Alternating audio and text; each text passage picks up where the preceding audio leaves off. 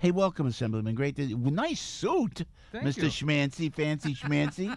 I tell you, that's just very nice. Where'd you, do you get Trenton, or do you get it in your neck of the woods? Mrs. Auth dresses me up. Look at you. See, that's what I need.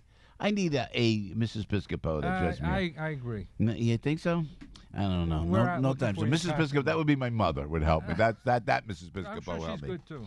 So tell me about the budget in New Jersey. Tell me about the tax raise that is about to hit New Jersey. And Assemblyman Bramnick was here. The leader was here, and we appreciate the work that you are doing down there. But it's like an uphill battle. Every time we turn around, there's some kind of tax in the state of New Jersey. Do they know that people are moving out, Robert Auth, by the thousands every single month, sir? Outward migration is the result of everything that they're doing down in Trenton now, and you can't stop it.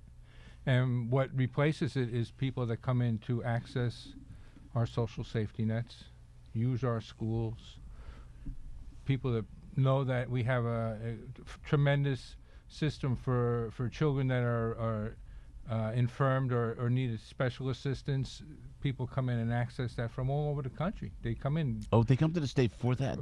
I actually, when I was on the education committee, I did that for one term, and a woman there told me that she had looked up specifically to see what states offered the best packages for the issues. Her child was autistic, and she said New Jersey was the best, so she moved here from New Hampshire. Well, it's good that we're helping people, but at what expense? I mean, that they have to come in from other states? It's like I feel so for the immigrants that are trying to come in. I mean, I can't tell you, my heart goes out to the folks at the border and as they come into the state. But the fact that I have to pay for their legal bills in New Jersey now, I mean, why should I have to do that? I'm working. It's so hard, to support my own children. Now I have to support other people who are coming in illegally. Well, that's an issue, and think about this. 45% of the people in New Jersey now state that property taxes are the premier issue. Crushing.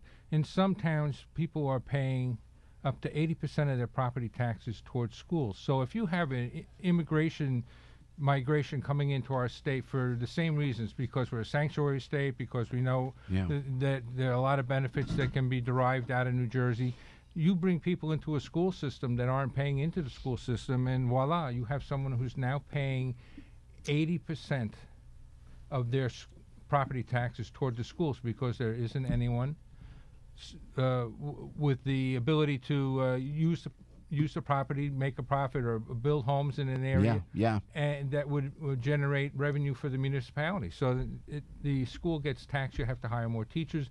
Many times there's a language problem, so you need special education, ESL. It's all these things. Which we want to embrace, and we love everybody, but we're paying for it. We're paying for it. Absolutely. So here's my theory, Assemblyman Robert Auth, by the way, represents the 39th Assembly District in Bergen and Passaic County. Doing a great job in the assembly down there, along with Steve Sweeney in the Senate, who understands that you shouldn't raise the taxes. The millionaires tax, they're putting all sorts of taxes in the Murphy administration. Senator Sweeney is, for the most part, fighting against those still. Well, all right, maybe not.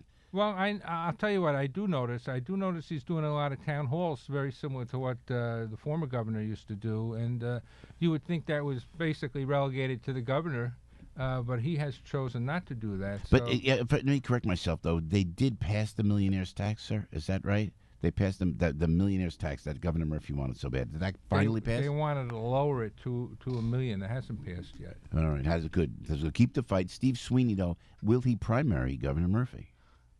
Well, he's doing things that indicate that he's trying to get his name out in front of people. I mean, town hall meetings are characteristic of someone who's running for statewide office. And isn't that the county by county chair, the way you have to go county by county chair? I talked to the assembly leader down there, John Bramnick, in this regard. You don't need that anymore. You can come right out of the box. It doesn't matter where you are on the ballot. I think voters are savvy enough to know where you're going to be on the ballot, correct? Still in New Jersey? I think the line is worth something. And the line, right. It's worth something. So if you're on the Democratic line or you're on the Republican line, you want to court the chairman because he's going to be able to do that. In some cases, he may have great relationships with them already, so that won't be too difficult. In other cases, he may have to.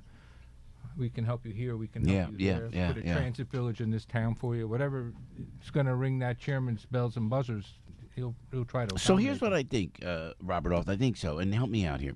New Jersey's going to be left with I'm a pro-union guy, and I believe it. I believe in the unions. I think you have to have the unions. Now you got to deal with the pension and welfare, but people that are in the unions and all the state workers have their pension and welfare. They have guaranteed salaries. No matter what happens, they're going to be paid. They will stay in the state, and especially if you get a progressive governor in there like we have, and he'll just keep giving raises, even if we could afford it or not, and we'll never ever solve the pension and welfare problem with the unions, which I think you can by perhaps having our union members who are police, firefighters, teachers, first responders. Maybe we don't have them pay a state income tax. This is just me.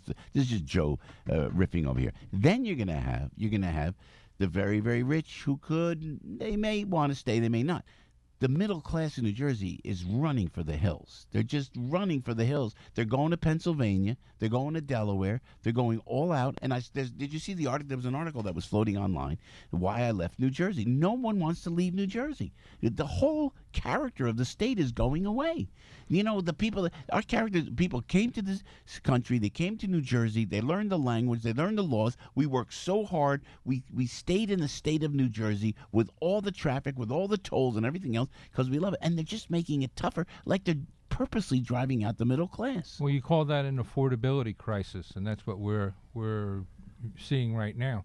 The middle class has been abandoned, and they can't afford to stay here. I just recently went down to North Carolina. My wife's aunt passed away, and I was down there last week. Yeah, let me tell you, that beautiful woman.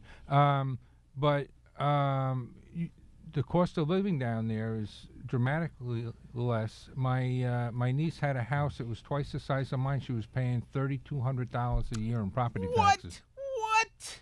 And how can they do that? Well, They do, and how does Florida do it without a state income tax? The size of Florida, Texas, no state income tax, and the shared services. Is it just?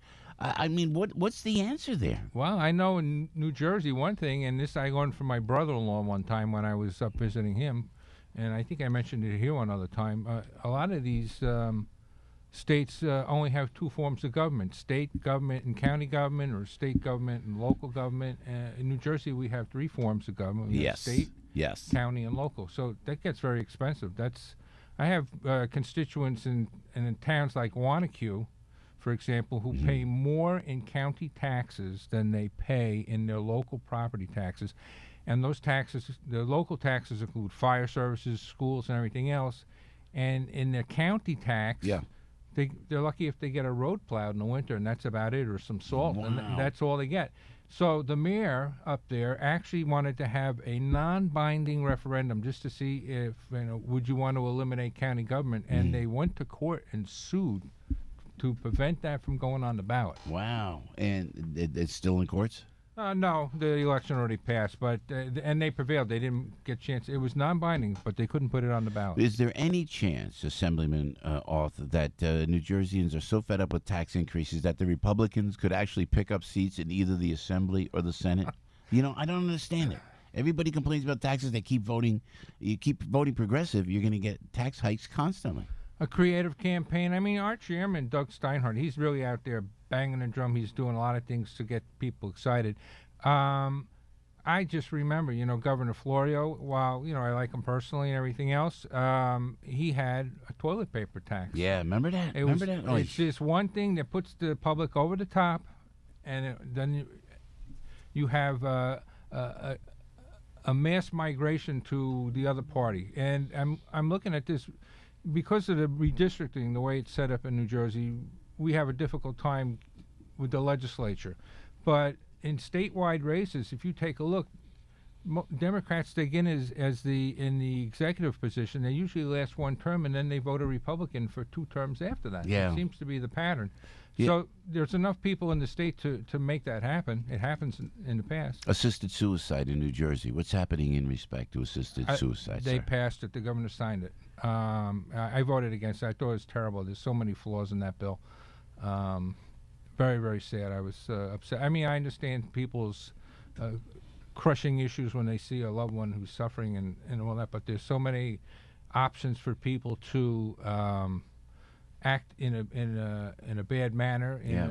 And you know, one thing which was interesting, I looked at the bill, and when reading it, there is 2 sections with regard to the violations. In other words, if I gave you a note telling you I wanted to commit suicide and you started the process for me, and if I gave you a note later on saying, you know, I don't want to do that, and you stuck that in your pocket, Yeah, you could still whack the person. You could still whack the guy, but my gosh. but the crime charged for that is a crime in either the 3rd degree or the 2nd degree, and that's really tantamount to murder. So I do have legislation that I'm working on now, which I will be submitting at the next quorum, which will make that a crime of the 1st degree. All right.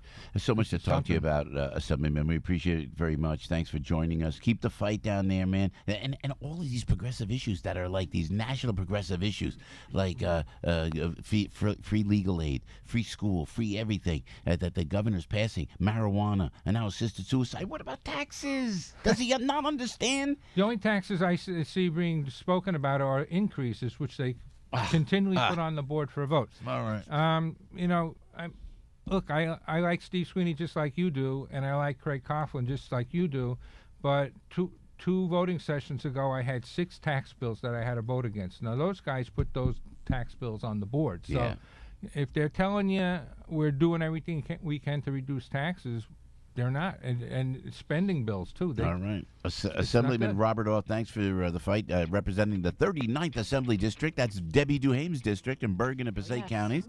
Here's your Assemblyman right here, Debbie Duhame. He's fabulous. He is a good guy. He fights a good fight. I'm telling you. We appreciate you joining us, Assemblyman. Thank you. Thank Debbie's you. on the roads looking out for you.